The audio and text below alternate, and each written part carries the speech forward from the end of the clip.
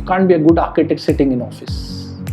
You can master the techniques, but you have to be amongst the people, and you have to travel a lot.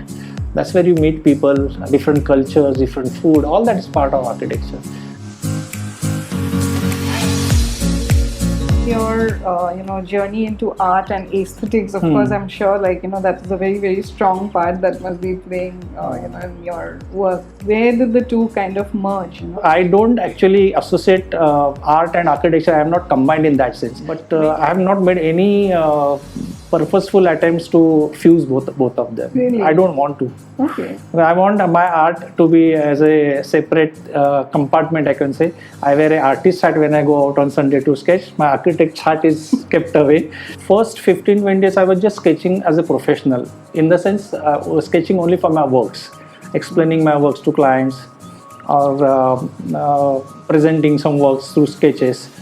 But at one point it started getting too much, and then the technology also came in, where the SketchUp started coming in, computer SketchUp, Google SketchUp, and then AutoCAD 3 and all that, 3D Max and all that. So my sketching, I thought that it is no more for presentation. I can design through my sketches, but for presentation I did not do my sketches. And then when it is professional, you don't have freedom. It's like it's basically a job. So I wanted to break away from that, and I in fact turned to art as a stress buster.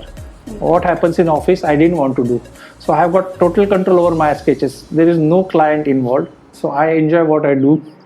So how did this become such a group activity? Like the art seems to, your personal profile. Yeah, it seems to kind of supersede sometimes, your... No, it's not. I mean, the impression one gets it like that because it is only on Sunday we go out for 2 hours.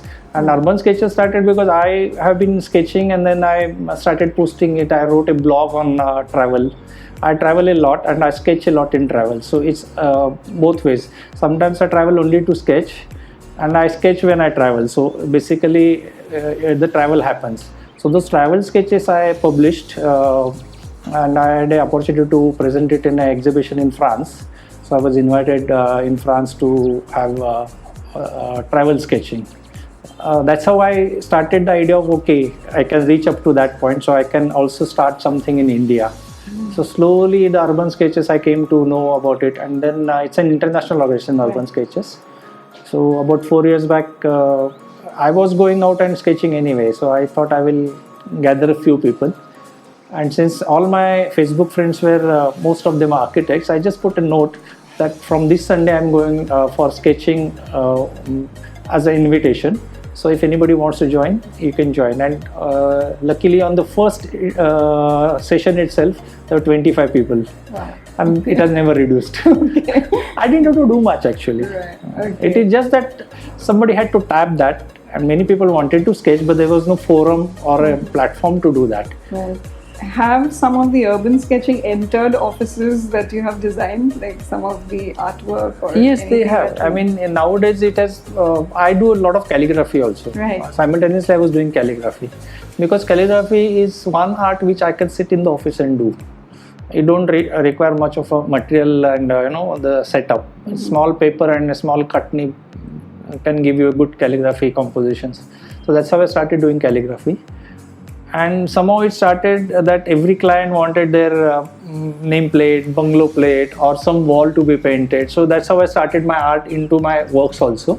Okay. But I keep it only to that. Okay. But nowadays everybody knows, because my clients come through reference, they have seen some artwork in their home, and they say, we also want some of your stamp to be left in our home. So I do one artwork in every project which I do. Right. Sometimes I give framed urban sketching things. Many have these sketches framed and put up in their house. Sometimes I paint a wall. Sometimes I make some screen with calligraphy. But I do involve art. But there also I tell that whatever I give, you'll have to accept. Okay. No alternatives. Okay, so this is like one journey which is like very interesting. But on the, back to architecture, there are a lot of buzzwords, that we keep hearing. We hear of sustainability. Yeah. When I meet my client first, I discourage him from building more than what is necessary.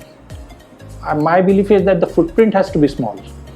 I mean, you can't have a 20,000 square feet bungalow and then you reduce the AC load and and get the material locally and all that. I said, don't build 20,000 square feet first. If your requirement is only 2,000 square feet, you build 2,000 square feet. So do they really listen to you in such situations? Many people listen to me. We had a very clear idea in mind what kind of practice we wanted to do, what we wanted to do in life. That was very clear. So we wanted to have control over our work, control over our time, control over our lifestyle. So that was the basic idea. We didn't want to have a practice which has no direction, or grow unknowingly, or grow in such a way that we don't have any time for ourselves. And have you seen that change, like over the years now? I think there's a lot of awareness. Absolutely. A lot of, Me Too, copy, yes. Neighbor's house, something from the magazine, all of that. I think all professionals have to go through that nowadays. People come with internet images, or, they come up with their own designs also many times, because of the software. We had instances of doctors and the brilliant people doing very well, industrialists, come up with their own plans and drawings. So it was kind of a taste for us, and taking their requirements also into consideration, we had to modify it. And the best part is that you have to make a decision that fellow feels that it is his decision, in the sense it is his design, but it is our design. The client should never feel that he is not in the picture. So because I know the reach of internet, I know the advantages of internet. As long as you use it positively. And there's so much to learn, I feel. There's absolutely. I mean, I get to see a lot of good work from outside. Right. You just see, type any architect's name and you come to know the works they do. Yeah, some of the juniors are also doing pretty good work. In fact, I've got a lot of respect for the younger generation. They do such lovely work. On the one hand, while they might be doing a lot of good work, you can see a lot of burnout also happening, because they take a lot of pressure, some of them. Yeah. They don't have, like you fixed it for 3 o'clock. Now with the internet, people work, it's completely seamless. They work wherever they go. Yeah. I can't advise anybody like that, but I will say that you have good lifestyle. Whatever you work, whatever your hobbies are, whatever you wish to do other than your profession, other than earning money, what money you need to spend also, that for that you need time and inclination also. So that is important. As an architect, as an artist, we are into a visual medium and experiencing things.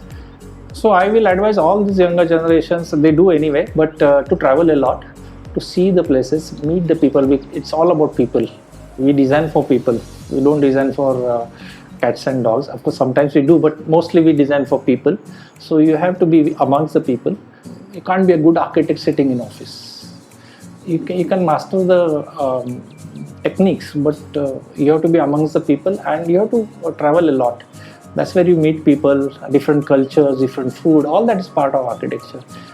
Okay, thank you so much. I think this was a good conversation. Yes. Who are those people? These ones. I call it a tribute wall. But the clients who don't have their name, then they're very unhappy. You're also from JJ, no? I'm taking an interview. Yeah, so